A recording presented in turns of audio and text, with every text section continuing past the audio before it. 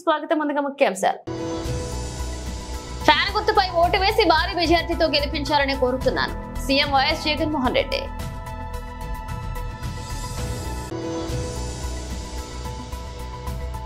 Congress 500 bonus మాట దేవిరెడ్డికు రైతులకు రివర్స్ లాస్ చేస్తుందన్న ఎమ్మెల్యే పల్లా రాజేశ్వర్ రెడ్డి.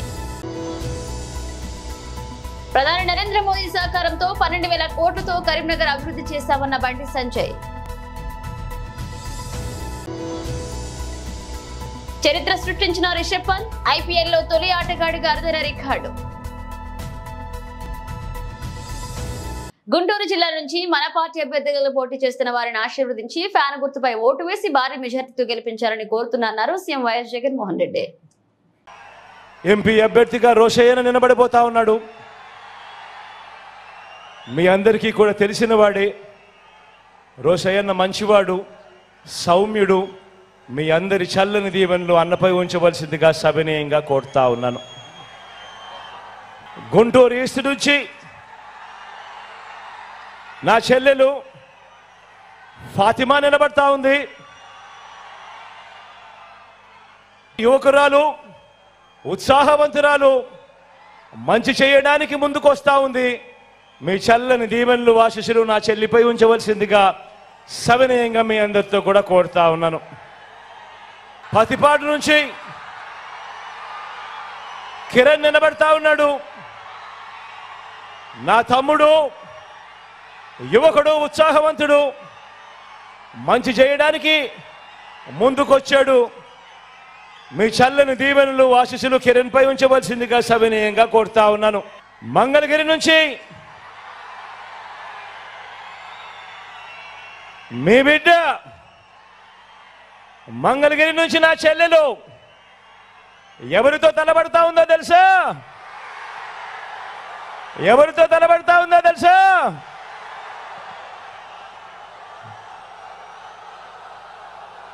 మీ బిడ్డకు, మీ లోకల్కు మీ చల్లని దీవెనలు ఆశీస్సులు అవసరం. ఎందుకంటే ఒక మెసేజ్ పంపించాలి. ఒక ఎమ్మెల్యే అంటే ఈ మాదిరిగా ఉండాలి, అందుబాటులో ఉండే పరిస్థితి ఖచ్చితంగా ఉండాలి అని చెప్పే మంచి చెల్లెమ్మ లావణ్యమ్మ.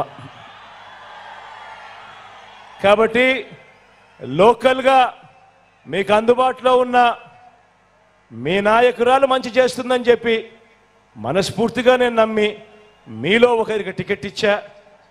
సంపూర్ణంగా గొప్ప మెజారిటీతో గెలిపించమని చెప్పి ప్రార్థిస్తా ఉన్నాను.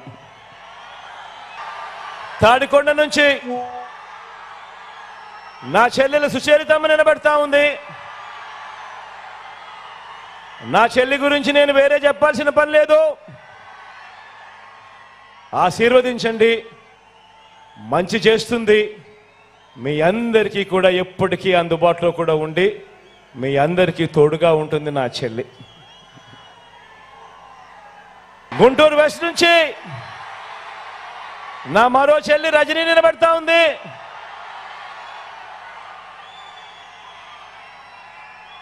నిజంగా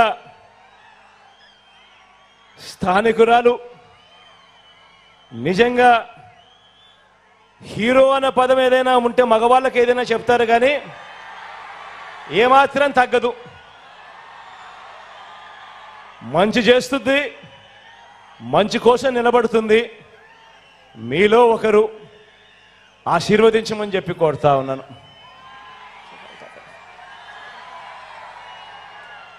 తెనాలి నుంచి శివ నిలబడతా ఉన్నాడు. మీ చల్లని దీవెనలు ఆశీస్సులు శివపై ఉంచవలసిందిగా కోరుతా ఉన్నా. శివ నాకు మంచి స్నేహితుడు. కాంగ్రెస్ 500 బోనస్ మాట దేవుడెరుగు రైతులకు రివర్స్ లాస్ చేస్తుందన్నారు ఎమ్మెల్యే పల్లా రాజేశ్వర్ రెడ్డి. ఒక్కసారి మీరు గుర్తు చేసుకోండి. మీరు రేవంత్ రెడ్డి గారు మీరు మాట్లాడింది, మీరు మొన్న ప్రభుత్వంలోకి వచ్చే ముందు రైతులకు మీరు ఏమి ఇస్తారో ఒక్కసారి మీరు మాట్లాడి మీరు చూపిస్తాను. మీడియా మిత్రులను కోరుకుంటూ ఈ తెలంగాణ రాష్ట్రంలో అత్యధికంగా రైతులు పండిస్తున్న పంట వరి ధాన్యం. ఇవాళ వరికి కనీస మద్దతు ధర 1960 రూపాయలు ఉంది. కానీ కేసీఆర్ చేతిలో రైతులు మోసానికి గురై ఇవాళ దళారులు మిల్లర్లు 1200కు 1400కు కొంటున్నారు. కాబట్టి 1960 రూపాయలున్న వరి కనీస మద్దతు ధరకు మించి 2500తో ఒట్లు కొనే బాధ్యత 2500కు క్వింటాల్ ఒట్లు కొనే బాధ్యత కాంగ్రెస్ పార్టీ తీసుకుంటుంది. అదే విధంగా మొక్కజొన్న గిట్టుబాటు ధర రాక రైతులు చనిపోతున్నారు. ఇవాళ కనీసం మద్దతు ధర 1870 రూపాయలు ఉంది. కాంగ్రెస్ అధికారంలోకి వచ్చి 2200 రూపాయలకు మొక్కజొన్న కొనుగోలు చేస్తుంది. ఈ రైతులు పండించిన పంట మీకు గిట్టుబాటు ధర ఇచ్చి లాభసాటి ఇచ్చి ఇవాళ 1 ఎకరం వడ్లేస్తే 30 క్వింటాలు వస్తుంది. 30 క్వింటాల్కి 540 రూపాయలు ఎక్కువ వస్తే 15,000 ఇవాళ ఎకరాకు అదనంగా కాంగ్రెస్ పార్టీ ఏదలుచుకున్నది. ఇదే కాదు 1500 రూపాయలు 2500 రూపాయలు ఇస్తా అని చెప్పేసి వారు నమ్మ పలికింది. రైతులకి వారి పంటకి క్వింటాల్కి 500 రూపాయలు అదనంగా బోనస్ను ప్రకటిస్తా ఉన్నారు.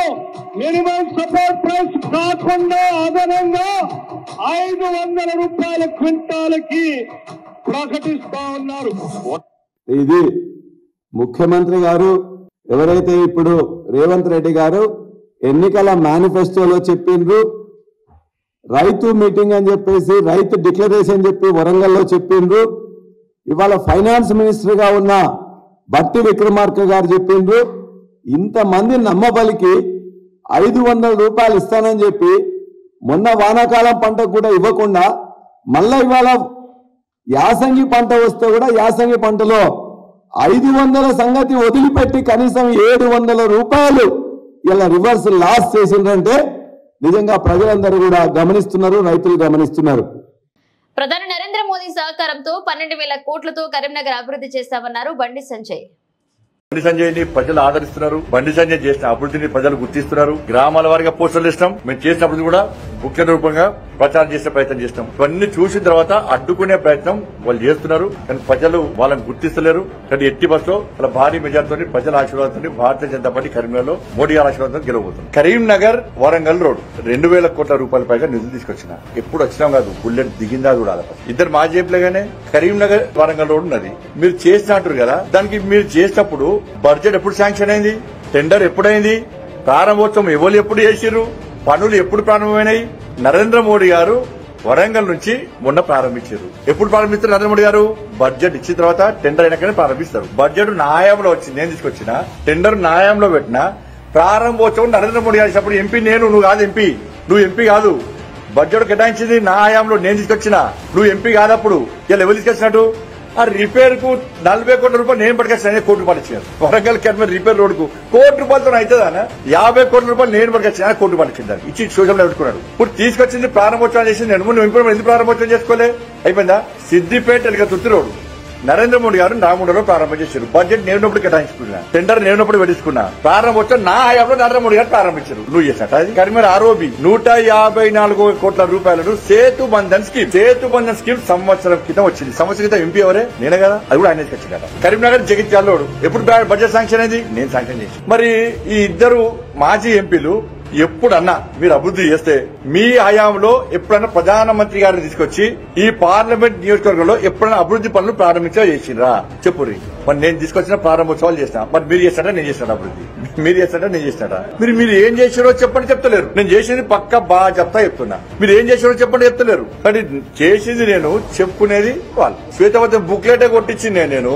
12,000 కోట్ల రూపాయలకు పైగా నిధులు తీసుకొచ్చినా అని చెప్పి, అభివృద్ధి చేస్తా అని చెప్పి బుక్లెట్ కొట్టించిన వల్ల కళ్ళు కనబడతలేవు, చెవులకు వినబడతలేవు. నేనేం చేయాలి? బీఆర్ఎస్ పార్టీ వాళ్ళు, కాంగ్రెస్ పార్టీ వాళ్ళు ప్లాన్ కొద్ది ఏం చేయలేదని చెప్పి ఇద్దరు లోపాయికార ఒప్పందం కుదుర్చుకొని వాళ్ళిద్దరికి ఏంది ఇద్దరు కలిసి బండి సంజయ్ ఓడగొట్టాలి. భారీ మెజార్టీతో మీ అందరి సహకారంతో, నా కార్యకర్తల కష్టార్జితంగా, ప్రజల ఆశీర్వాదంతో, మోడీ గారి పేరుతోని మేము చేసిన అభివృద్ధితోని ఇలా గెలవబోతున్నాం కాబట్టి డిపాజిట్లు గల్లంత అవుతున్నాయి కాబట్టి కొద్దిగా కాంగ్రెస్ పార్టీని అభ్యర్థి తెచ్చుకోవాలి. ఫస్ట్ తర్వాత ముచ్చట తెచ్చుకోరాదు. అభ్యర్థి దొరికితే ఇలా నేను ఏం చేసినా ముఖ్యంగా కొట్టించిన మీరు కూడా చూసిరా అనుకో. అపర మేధావి అపర మేధావి, స్వయం ప్రకృత మేధావి. ఆయన ఇప్పుడు అన్ని హైవే రోడ్లు పెట్టుకుంటే ఆయన తెచ్చినాడు. ఆయన చార్మినార్ ఈయన కట్టించిన అంటాడు, అసెంబ్లీ ఈయన కట్టించిన అంటాడు. అపర మేధావి. ఇక్కడ ఈ కర్లాపూర్ లా సూరమ్మ చెరువును రిజర్వర్ చేస్తానని ఆయన కదా సమీక్ష చేసిరు కదా 204 కోట్ల రూపాయలతో నిధులు కేటాయించి భూమి పూజ చేసిరు కదా. దాంతో ఏమన్నాడు, మేడిపల్లి, కర్లాపూర్, రుద్రంగి, భీమారం. అంతేగానే దాదాపు 50. ఇండియన్ ప్రీమియర్ లీగ్ ఐపీఎల్ లో ఢిల్లీ క్యాపిటల్స్ కెప్టెన్ రిషబ్ పంత్ చరిత్ర సృష్టించాడు.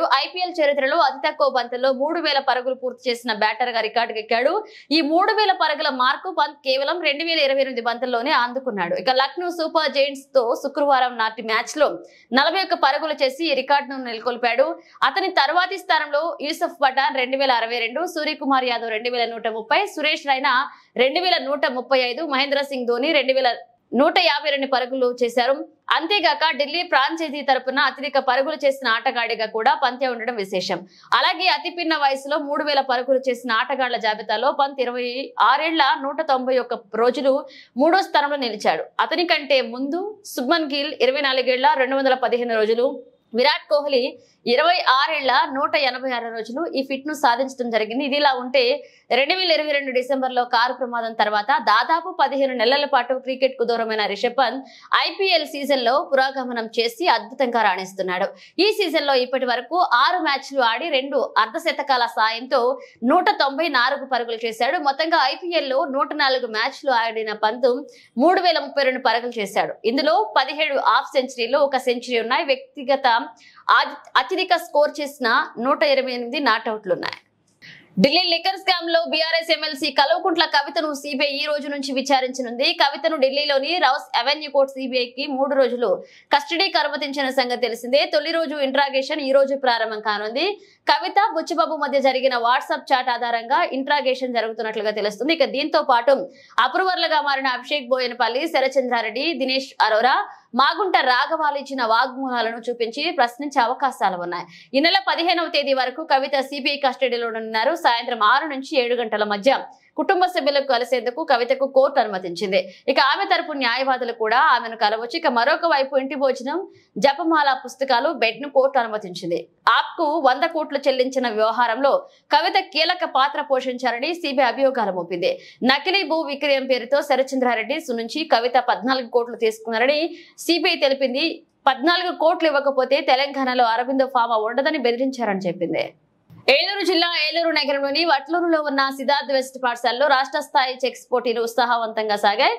మొత్తం 192 మంది విద్యార్థులు చెస్ పోటీలో పాల్గొన్నారు. ఈ చెస్ పోటీలో విజేతలైన 10 మంది విద్యార్థులు రాష్ట్ర స్థాయి పోటీలకు అర్హత సాధించాయని తెలిపారు. ఈ సందర్భంగా సందర్భంగా ఏర్పాటు చేసిన సభలో రాష్ట్ర సాహిత్య అకాడమీ చైర్పర్సన్ పెల్లంగోల శ్రీలక్ష్మి మాట్లాడుతూ విద్యార్థుల ఆటల ద్వారా క్రమశిక్షణతో పాటు జ్ఞాపక శక్తి, అదేవిధంగా సమాజంలో గౌరవాన్ని పొందుతారని తెలిపారు. చెస్ అకాడమీ డైరెక్టర్ గంజి యోహనన్ మాట్లాడుతూ రాష్ట్రంలోని వివిధ జిల్లాల నుంచి విద్యార్థులు పోటాపోటీగా పాల్గొన్నారని, ఈ పోటీలో విజేతలైన 10 మంది చిన్నారులు జాతీయ స్థాయి పోటీలకు అర్హత సాధించారని తెలిపారు.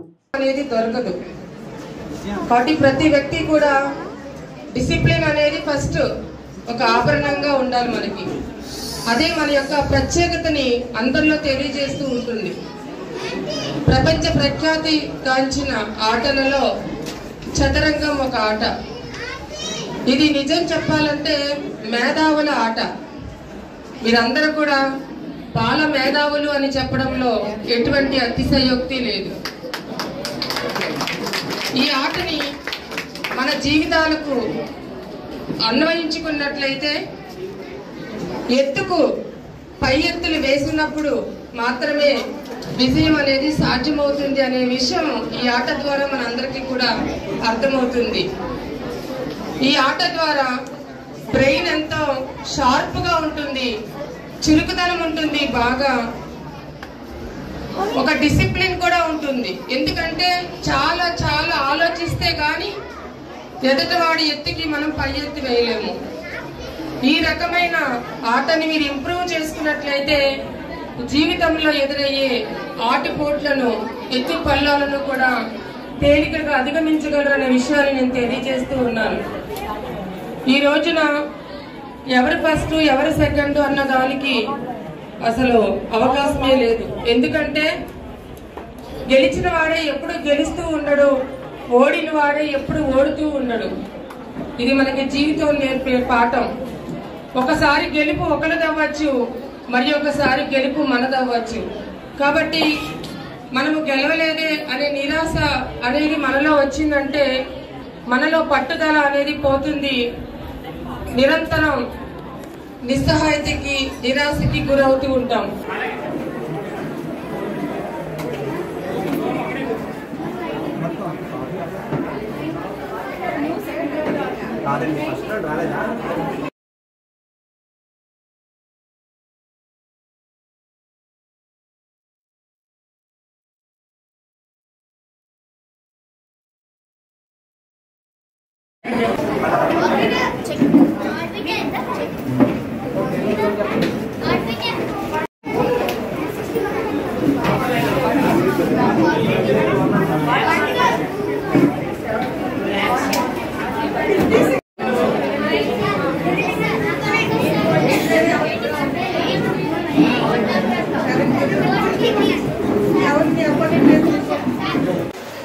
అలాగే మరి ఆంధ్రప్రదేశ్ రాష్ట్ర ఓపెన్ చెస్ టోర్నమెంట్కి మరి అన్నమయ్య డిస్టిక్, అలాగే తూర్పుగోదావరి మరి జిల్లాల నుంచి, ఎన్టీఆర్ కృష్ణా జిల్లాల నుంచి, మరి ఇంకా అనేక జిల్లాల నుంచి, మరి వెస్ట్ గోదావరి జిల్లా నుంచి మరి అనేక మంది సుమారు 200 మంది వరకు స్టూడెంట్స్ పార్టిసిపేట్ చేస్తున్న ఈ కార్యక్రమానికి మరి సాయంత్రం ప్రైజ్ డిస్ట్రిబ్యూషన్కి మరి విల్లమూల శ్రీలక్ష్మి గారు, అలాగే శ్రీదేవి గారు, మరి డాక్టర్ రవీంద్రనాథ్ గారు, డాక్టర్ ఎర్లగడ్డ శ్రీనివాసరావు గారు, సందీప్ గారు, మరి ఎన్ఎస్ఆర్టీ కాంప్లెక్స్ ఆపరేటర్ మరి దుండి కృష్ణ గారు, మరి అలాగే అనేక మంది వస్తారు. దీంట్లో మరి మొత్తం మరి టాప్ 10 సెలక్షన్స్ ఇంటర్నేషనల్ టోర్నమెంట్కి జూన్లో 4 నుంచి 9 వరకు జరిగే టోర్నమెంట్కి మరి మేము సెలక్షన్స్ 10 సెలక్షన్స్ ఇక్కడ మరి ఎంట్రీ ఫీజు 5,000 మరి 5,000 50,000 మరి సెలక్షన్స్ మేము మరి టాప్ 10 సెలెక్ట్ చేసి ఇంటర్నేషనల్ టోర్నమెంట్కి మేము పంపడానికి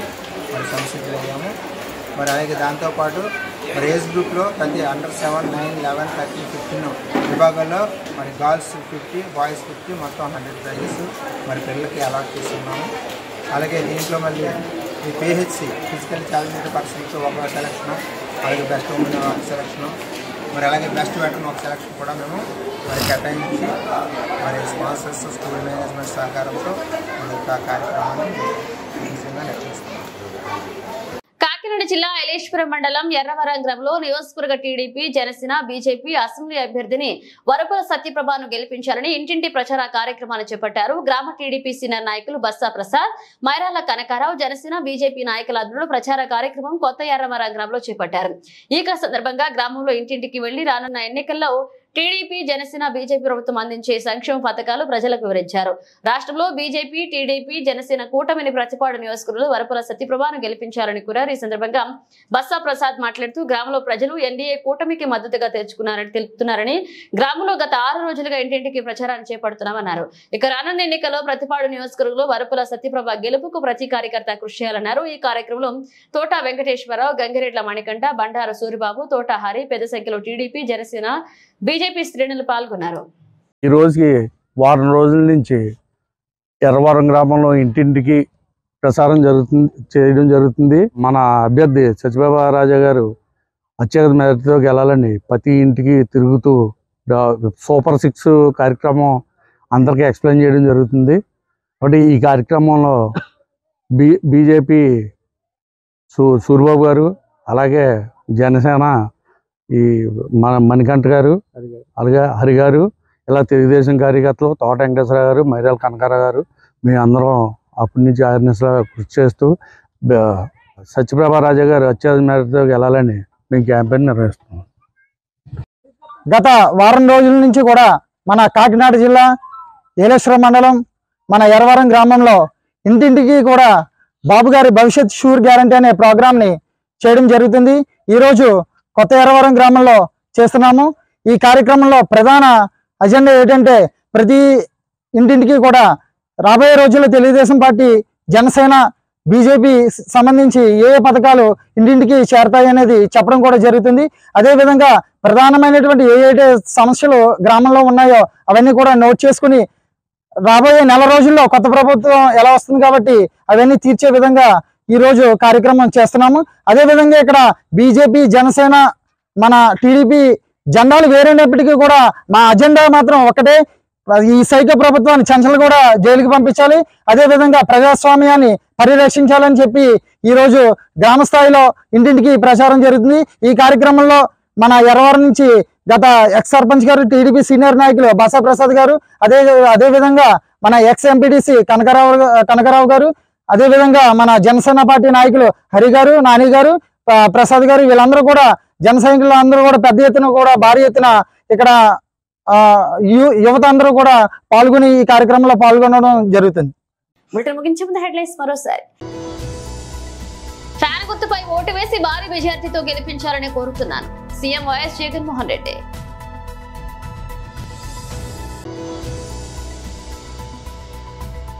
కాంగ్రెస్ 500 బోనస్ మాట దేవిరెడ్డికు రైతులకు రివర్స్ లాస్ చేస్తుందన్న ఎమ్మెల్యే పల్లా రాజేశ్వర్ రెడ్డి.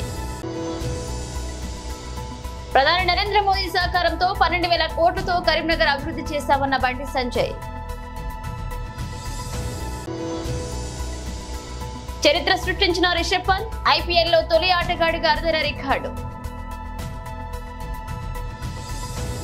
ఇవి ఇప్పుడు అప్డేట్స్. మనం నెక్స్ట్ మళ్ళీ కలుద్దాం.